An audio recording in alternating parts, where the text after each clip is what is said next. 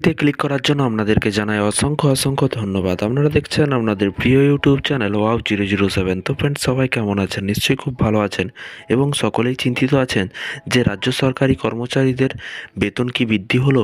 মাননীয় মুখ্যমন্ত্রী civic volunteer, green police এবং আদার্স যারা কিছু সরকারি কর্মচারী আছে তাদের কিন্তু বেছে কিছু দপ্তরে বেছে কিন্তু ডিএ এবং বেতন কিন্তু বৃদ্ধি করা হয়েছে। যেমন সিভিক ভলান্টিয়ারে 1,000 টাকা এবং গ্রিন পুলিশদের 1,000 টাকা বৃদ্ধি করেছে। এরই পাশাপাশি কিন্তু কোনো আশাকর্মী, অঙ্গনওয়াড়ি কর্মী, আইসিডিএস কর্মী এদের কিন্তু কোনো রকম বৃদ্ধির ঘোষণা করেনি এই বাজেটে। সেই নিয়ে কিন্তু বিক্ষোভ আন্দোলন করছে বিভিন্ন রকম দপ্তরের আশাকর্মী, সিভিক অঙ্গনওয়াড়ি কর্মী, আইসিডিএস কর্মীরা। কি বলা হয়েছে চলুন দেখে নিয়ে যাক তাদের দাবি কি আছে এক নজরে দেখে নেব। কেন্দ্র ও রাজ্য বাজেটে বঞ্চনা, কর্মবিরতি আশাকর্মীরা, কর্মবিরতির ডাক দিয়েছে আশাকর্মীরা। কি বলা হয়েছে?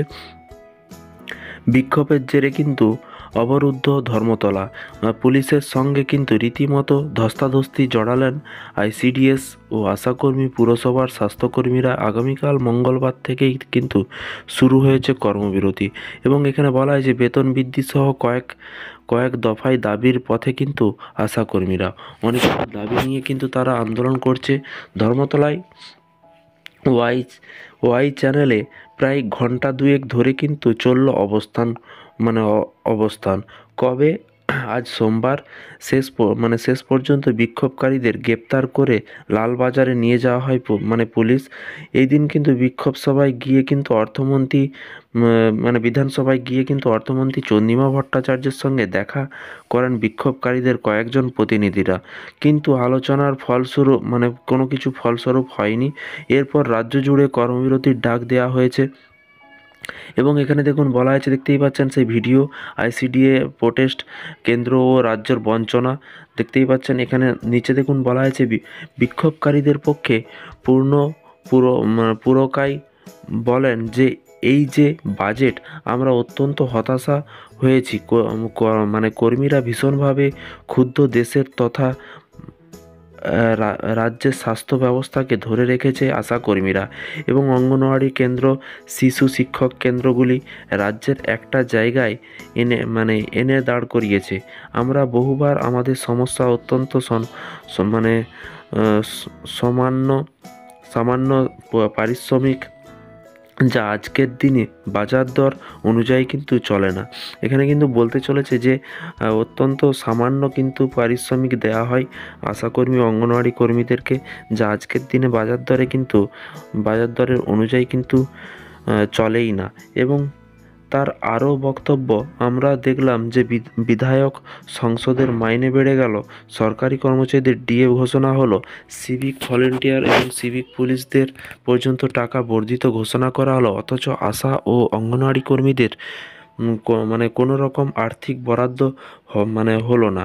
আমরা অত্যন্ত অসন্তুষ্ট এবং বিধানসভায় যেহেতু অধিবেশন চলেছে, আমরা বিধানসভা অভিযানে ডাক দিয়েছি। আমরা সমস্ত বিধায়ক তথা মুখ্যমন্ত্রীকে জানাতে চাই যে এটা আমরা কিছুতেই মেনে নিতে চাইছি না। আমরা দাবি করছি অবিলম্বে বেতন বৃদ্ধি করতে হবে। আশাকর্মী, অঙ্গনওয়াড়ি, আইসিডিএস কর্মীরা কিন্তু তাদের দাবি নিয়ে কিন্তু বিক্ষোভ আন্দোলন করতে চলেছে। পরবর্তী ভিডিও পাওয়ার জন্য অবশ্যই চ্যানেলটিকে সাবস্ক্রাইব করে পাশে থাকা বেল আইকনটিতে প্রেস করে রাখুন।